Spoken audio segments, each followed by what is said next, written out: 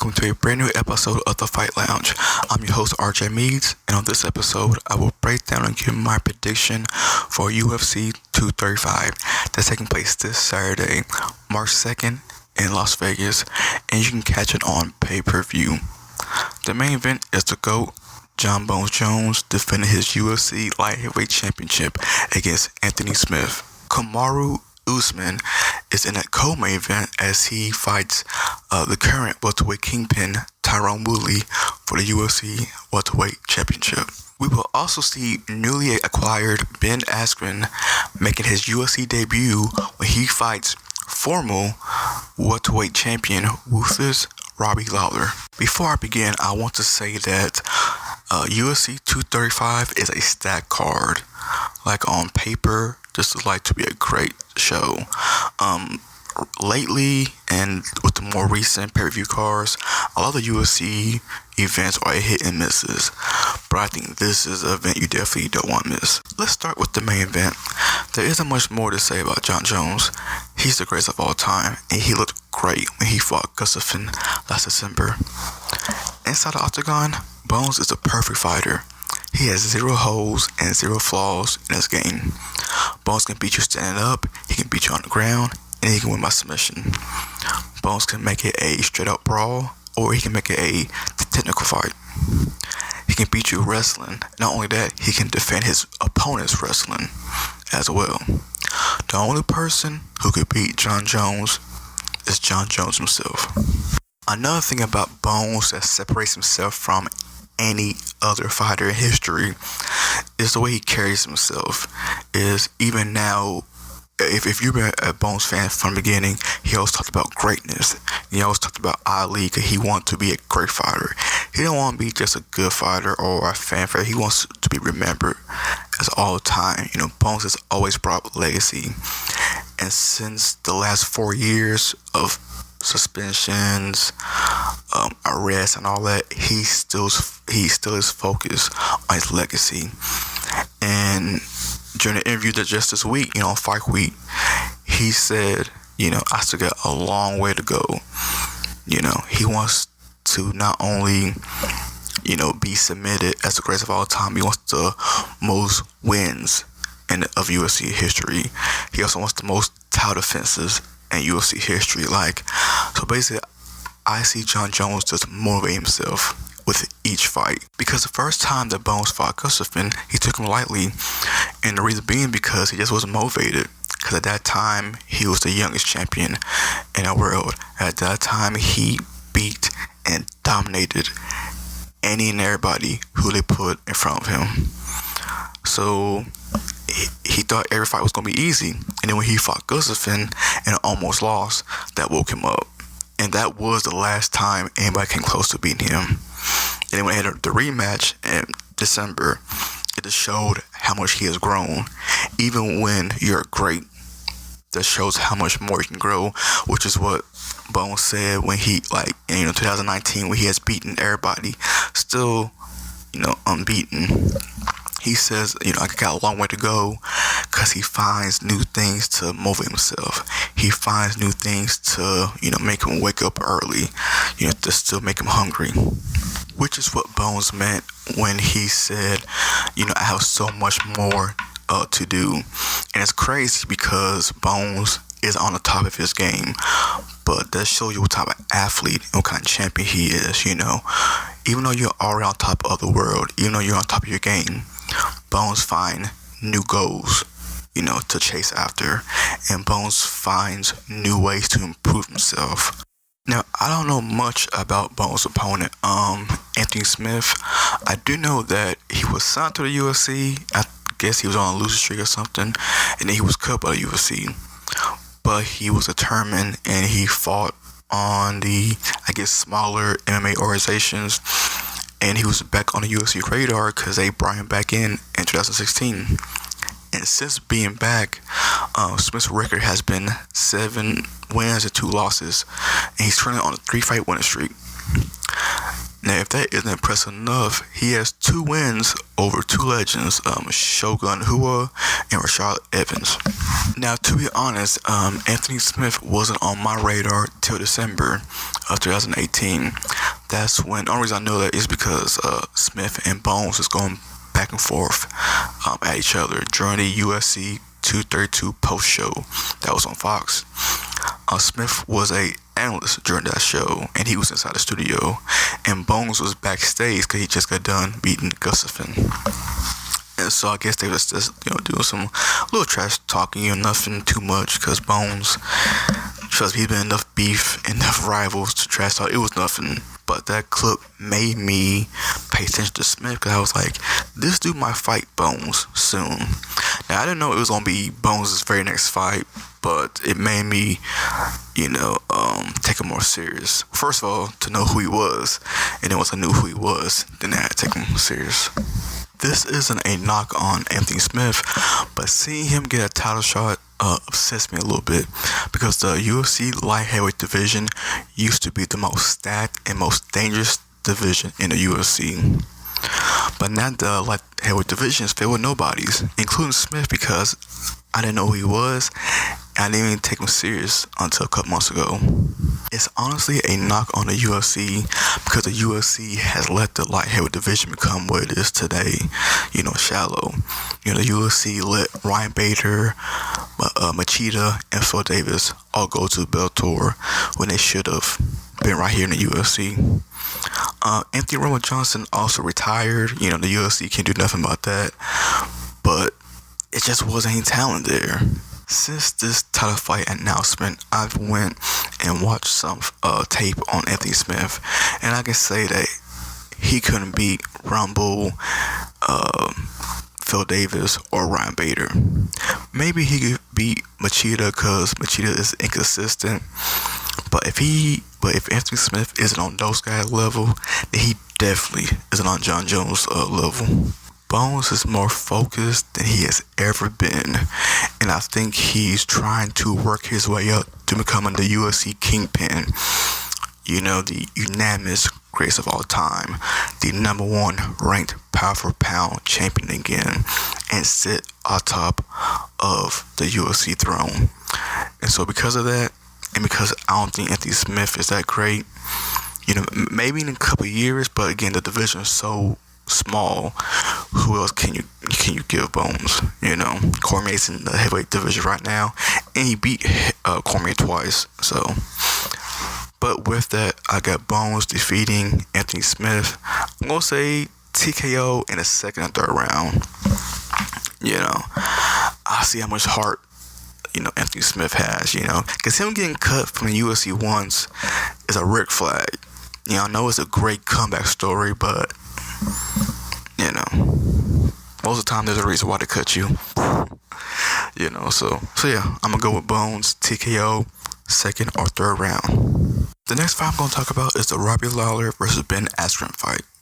Now, before I give my prediction, I want to give a little background on this fight. As soon as it was announced that Ben Askren was traded to the UFC, he instantly went on Twitter and started calling out people left and right. And he started trash talking the entire welterweight division, except for 2 people. One, his I ain't gonna say his training camp partner, but then the same team, the same group, there's Tyron Woodley. So he didn't call him out because he's a champion and they're friends. But the second person who he didn't call out was Robbie Lawler. The UFC, for some reason, booked Ben Askren's debut fight in the UFC against the one guy he didn't call out. It made 0 sense. Ben called out legit 7-8 people. Now, some was champion levels and some was lower card, but he could have fought a Darren Till, something like that. But for some reason, the UFC said, no, you're going to get Robbie Lawler. Now, why?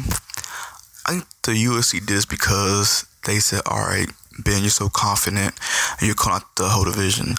Let's throw you to the wolves. Let's throw you to Robbie Lawler. And so in their mind, using their logic, they're saying if he can get through Robbie Lawler, then he can have whoever he wants next. I'm very interested in this fight. Of course, this has been Askren's debut fight in the UFC, but also I want to see how Robbie Lawler bounces back. Can we see Robbie Lawler back in the UFC welterweight championship picture? I went against Ben, and I gotta say, Robbie's next fight will be either for the title or #1 contender fight. Or UFC doesn't do contender fights no more. They just do interim belt. So I think if he beats Ben, Robbie probably get an interim belt. I have a feeling that the UFC fans is going to turn on Ben Askren because as I break down and give my prediction for his fight, Ben Askren, his biggest strength is his wrestling. And he has been claimed to be a boring fighter. And going against a fan favorite and knockout artist like Robbie Lawler, it's going to be classic styles. So it wouldn't be smart for Ben to stand up and trade with Robbie. So I had this fight going this way. I think right at the gate, Ben is going to go shoot for a takedown. And I say Robbie will probably shake off 1 or 2 takedowns. And the crowd will probably get excited. But then that's not Ben's game. He don't care if the fans is booing or whatever. He's going to win. So I see Ben constantly shoot for takedowns and getting the takedowns. And unfortunately, he might not even do any ground and pound. He might just do enough to win. And of course, the UFC fans, they hate that. And so I think they will end up turn on him and booing him, which he will like because he's, a character in the UFC. So he don't mind being, a bad guy. So that's how I see the fight going. So I see Ben just shooting for takedowns, making this a long, boring fight for all 3 rounds. And I have Ben Askren winning via unanimous decision. Lastly, I'm going to talk about the Kamaru Usman fight against welterweight kingpin Tyron Woodley. To be honest, I'm not very excited or invested in this fight, which is the reason why I'm talking about this fight last, even though it's the co-main event of UFC 235. Usman should not be fighting Tyron Woodley. Instead, and I hate to say it, it should be Colby Covington. He's the one who should be fighting for the welterweight championship. Because besides him winning the interim welterweight championship, dude has main evented his own pay-per-view, and he is a character. He is a racist wrestling gimmick. He does racist promos, stuff like that. I hate it, but people will pay to see him lose, and people will pay to watch him fight. So he's a draw. Usman, on the other hand, literally just jumped out the scene out of nowhere. And much like Anthony Smith, like I said earlier, I don't know much about him. Usman wasn't on my radar until he went on Twitter and did a 30-minute just straight up calling out Tyron Woodley. Like, he was going in. You can actually find it on the Fight Lounge YouTube channel. I'll be sure to post a link to the call out that Usman did to Tyron Woodley, because that's the reason why he got this fight. He has an impressive record. He's undefeated since being in the UFC. Most of his wins have been by decision, so he's not a fan favorite. Maybe that's why I didn't know he hasn't finished. Most of his fights aren't finishes. But he went on Twitter and called that man out by name, and I was like, yo, this dude's serious. And so the UFC took him serious as well. So if the link is in the description, let me know and I'll post it. When this title fight was announced, I looked up Usman's record, and I guess it's pretty impressive, man. This dude hasn't lost a fight since 2013, and he's currently on a 9-fight winning streak since entering the UFC in 2015. So think about that. That man hasn't suffered a loss in 6 years. And 3 years going on now, 4 years in the UFC, he's been dominant. Everybody that threw at him, he has beaten. Now I'm going to talk about the current welterweight kingpin, which is Tyron Woodley. Since knocking out Robbie Lawler and becoming the welterweight champion back in 2016, Tyron's record has been pretty good. 4 wins, 0 losses with 1 draw. And his draw was against Stephen Wonderboy Thompson, which they had a rematch, and he beat him. So his only draw, he came back, bounced back next fight, and defeated him. Now, as a champion, Woodley's title reign has been strange. Most UFC, most UFC fans don't like him because he doesn't always put on exciting fights, and he's not a very active fighter. Now I think what Woodley was, he was champion as soon as he beat Robbie Lawler, and Robbie Lawler may not be an all-time great, but every time he fought a champion, it was an exciting fight. Robbie Lawler has had classic fights with Carlos Condit, Roy McDonald, and Johnny Hendricks, and that was like fight after fight after fight. So Woodley has some big shoes to fill, you know. So Woodley isn't as exciting, but Woodley is winning. Like I say, he hasn't lost yet since becoming champion. And despite of how the fans might feel about Woodley, I think this is his time. I think this is T. Wood's time, and I have a feeling that he will clean out the division before moving up or moving down a weight class. And so now it's time for my prediction, and I'm gonna go with Tyron Woodley defeating Usman by split decision, which means Usman's gonna win some rounds. I think he's gonna win a couple rounds because this guy isn't a scrub. I just didn't know much about him. But, you know, Woodley's on a mission. He's on a mission right now, man. Like, he wanted to fight Conor. He wanted to fight GSP. Like, I can tell he's kind of like Jon Jones. Like, he's fighting for greatness. He's fighting for legacy. He's not there yet. Cause I think Woodley has to fight Covington. If Woodley fights Usman, then he fights Covington, defeat him, then there's nothing stopping him or become the greatest welterweight of all time, you know. But before he gets to that, he has to go through Usman. So I think Usman, he's gonna win a couple rounds. He might even win the first 2 rounds, you know, and shock everybody. But Woodley will finish out the last 3 rounds and ultimately win the championship. Because this ain't the first time Woodley had to, you know, go into championship rounds to win a fight. So I think that experience will help him out. And that would do for today's episode. If you made it this far, I want to say thank you for listening. I really appreciate it. And I will do these for every big event. I'm not sure when the next event that I will do another episode on. Let me check the schedule real quick. Just 1 minute. I don't know. Yeah, see, you know, right now that there's nothing too bad. I can't look forward to the Tyson Fury Deontay Wilder rematch. I'm actually going to do another episode on that, on the big boxing heavyweight debacle that's going on right now. So maybe I might do that next week. Maybe I do it right after this Bones fight Saturday. I don't know.